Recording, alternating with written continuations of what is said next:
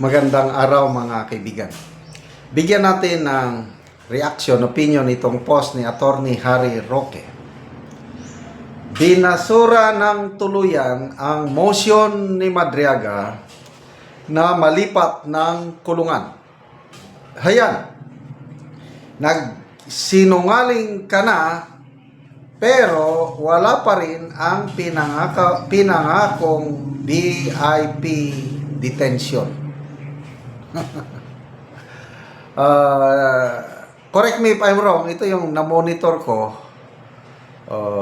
bago magsimula itong impeachment proceedings ni VP Sara, na mayroong request na mailipat sa saan ba? Correct me if I'm wrong ha.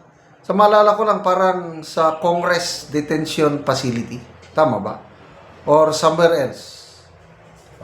NBI Detention Facility. Kasi nga, nag-report si Madriaga na meron daw threat sa buhay niya doon sa loob ng BGMP facility. I think this is in Taguig, Bikutan, Taguig.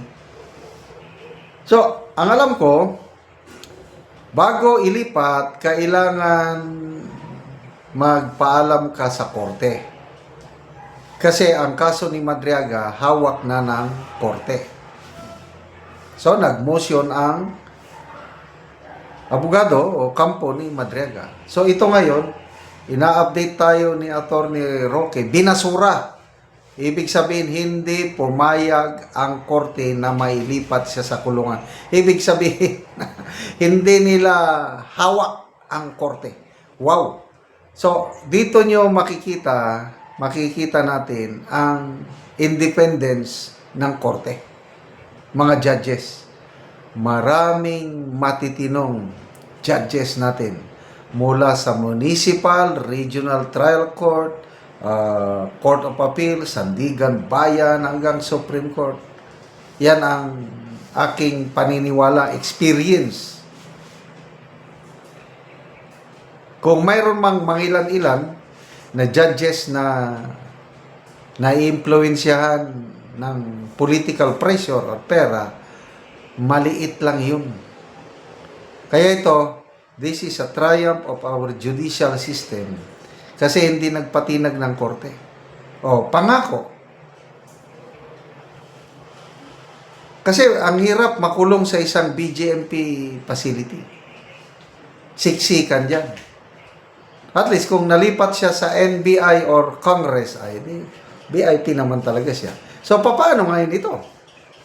Ano ang magiging reaksyon ni Madriaga after na, I'm very sure, ito, assumption lang ito, na napangakuan siya,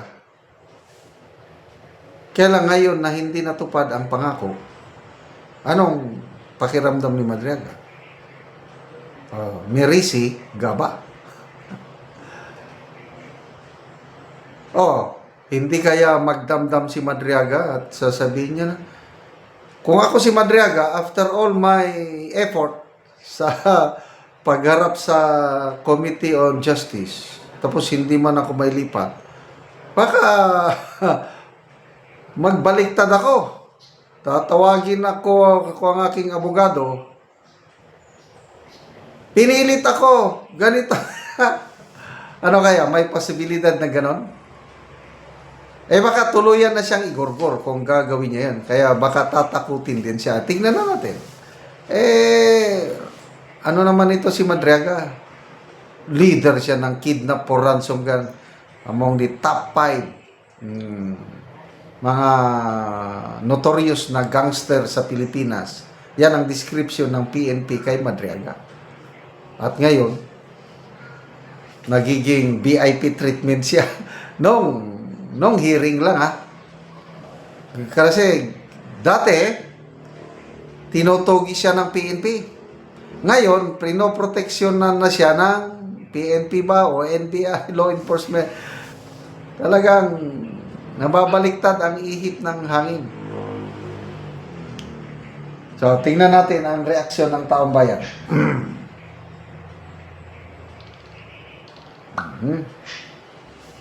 13,000 ang nag-react, 8,600 tumatawa, tinatawanan siguro si Madriaga, 4,400 ang nag-like.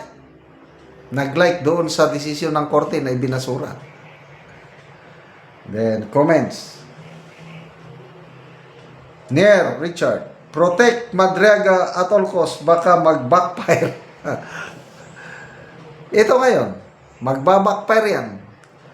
I hope, mali ako yung sinasabi ko yung posibilidad na babaliktad si Madriaga at magsalita siya, mag-issue siya ng affidavit na nabayaran siya, pinilit siya, pinangakuan siya, patay sila ngayon.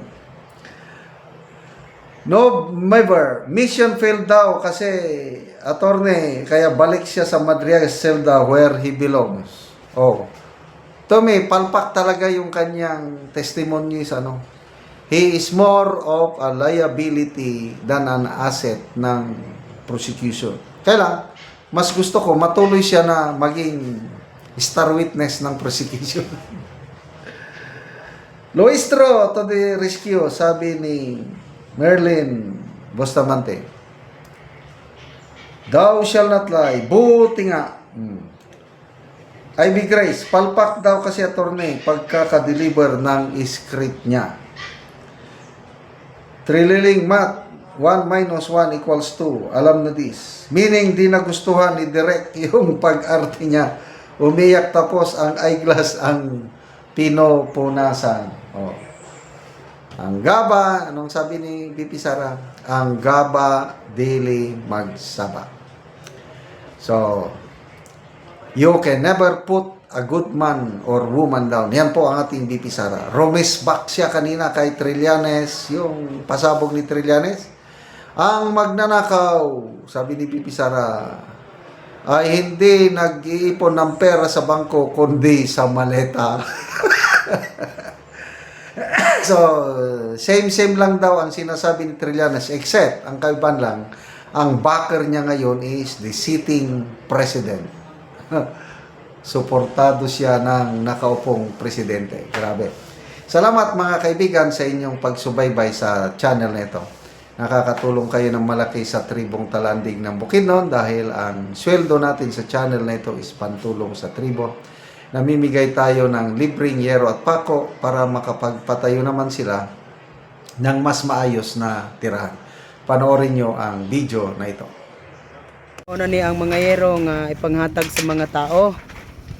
So, ilang gibutang.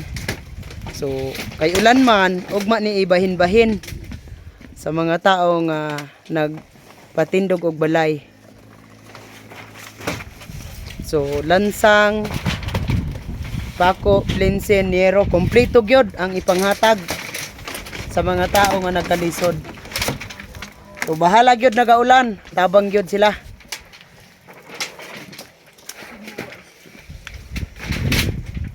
Kay din ni sa among lugar, dagan gyud nga pags. Pags, dala ulan.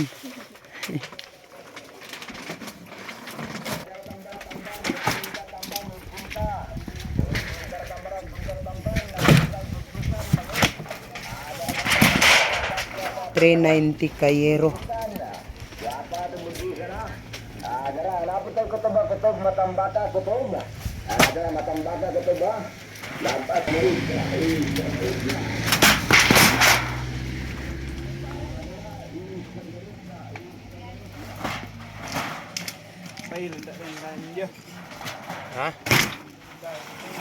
Pang tabang sa mga tao.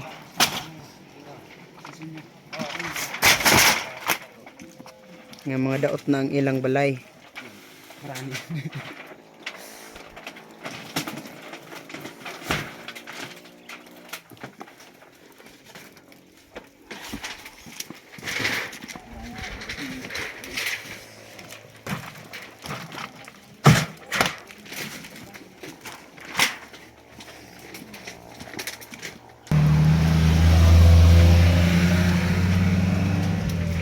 Karon salamat kayo sa Ginoo ug sa nagsuporta sa pagtabang sa iro labi na sa mga tao nga nagkalisod. So makabalay na gyud sila tungod sa tabang. hinaot nga magpadayon ang inyong tabang sa mga tao nga nagkalisod.